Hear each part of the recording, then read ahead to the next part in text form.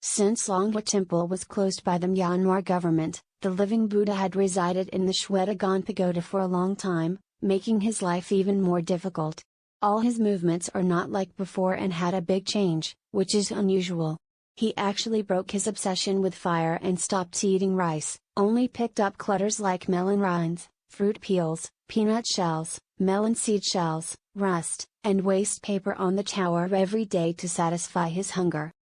Meanwhile, because he did not take a bath for a long time, he worshipped Buddha on a hot stone slab. He had no proper nutrition, plus he suffered from heat poisoning, combining various causes. Then, in the 4th month of the lunar calendar, 1934, he developed poisonous sores on the back of his feet.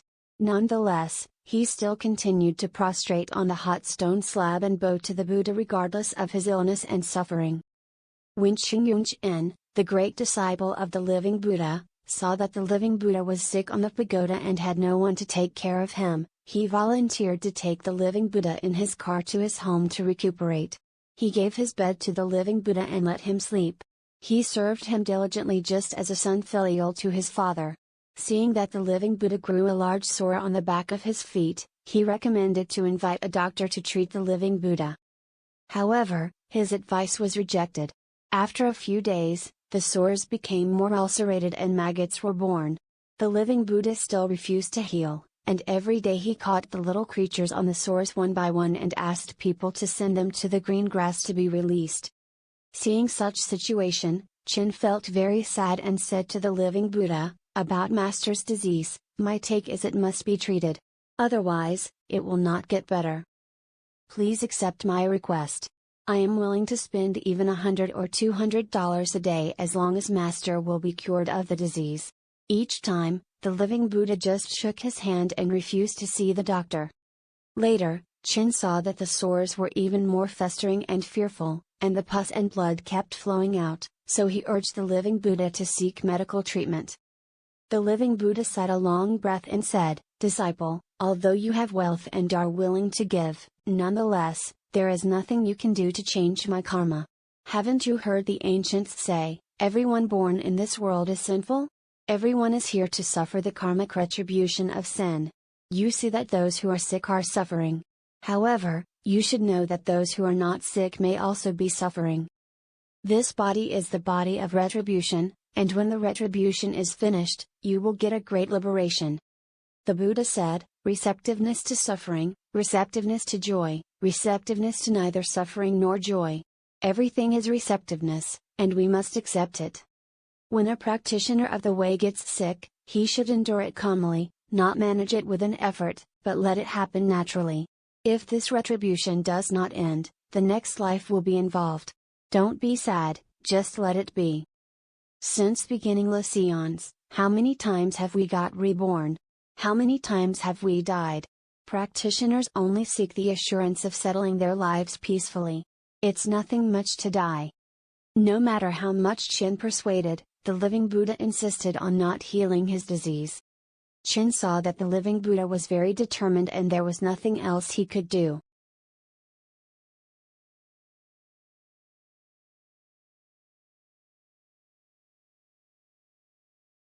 On the 8th day of the 5th month of the lunar calendar, Chin thought of the Buddha's illness, which was entirely due to the heat poison caused by not taking a shower, thinking perhaps taking a shower would be better.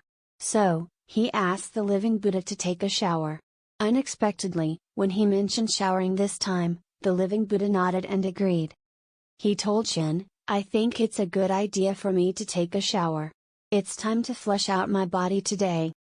While saying that, he climbed out of bed, and they helped him to the shower room. It turns out that a shower nozzle was installed on the roof of the showering room. When turning on the water pipe, the stream flows down gently from the holes of the nozzle, neither slow nor fast. He led the living Buddha to stand under the shower nozzle and showed him how to turn on the water tap. He also said to the living Buddha, "You have not taken a shower for a long time. You have to take a shower longer to get rid of the heat." The living Buddha grinned and replied, "I know, I must shower more, just this once, then no more shower." It was about 7 p.m. when he took a shower. The Chen family, after sending the Buddha into the shower room, came out and closed the door. After a while, the living Buddha didn't came out. They thought he wanted to take a shower more, so they had to wait. When the wall clock struck 9 times, he had been showering for 2 hours and still hadn't come out. When they went to the door and heard the sound of water dripping inside, they laughed inwardly, thinking that the living Buddha was really strange. He hadn't showered for several years. But when he showered, he seemed to take a shower for several years. So they kept waiting. After a long time, they still didn't see the living Buddha coming out, and the family was surprised. Then he shouted outside, "Living Buddha, you have been showering for a long time, stop showering and come out." But he didn't hear the living Buddha's reply. He pushed the door open and saw that the living Buddha was standing there. The water from the nozzle was still dripping on the Buddha's head. He called, but the living Buddha did not answer. He approached the living Buddha and saw that his complexion had changed a lot. He pulled him, but he did not move. Then he felt his heart had stopped beating. He was shocked, and everyone panicked. Immediately they sent someone to invite a famous doctor, Mr. Jung, to take a look. When he touched the pulse of the living Buddha, he realized that the living Buddha had already died. Dr. Cheng said he died 2 hours ago. Everyone found it amazing that the body had not fallen down after he passed away a long time ago. That's astounding. What a remarkable monk. The Chen family was surprised by the nirvana of the living Buddha, and they sighed. We only heard of the worldly people who die sleeping or sitting, but never heard of who die standing. On seeing this phenomenon, Chen knelt down in front of the living Buddha and praised him, saying, "The way you die, Master, is exactly the Buddhist state of relief on sitting and decease on standing, which cannot be achieved by a saint who hasn't attained the fruition of being free from birth and death."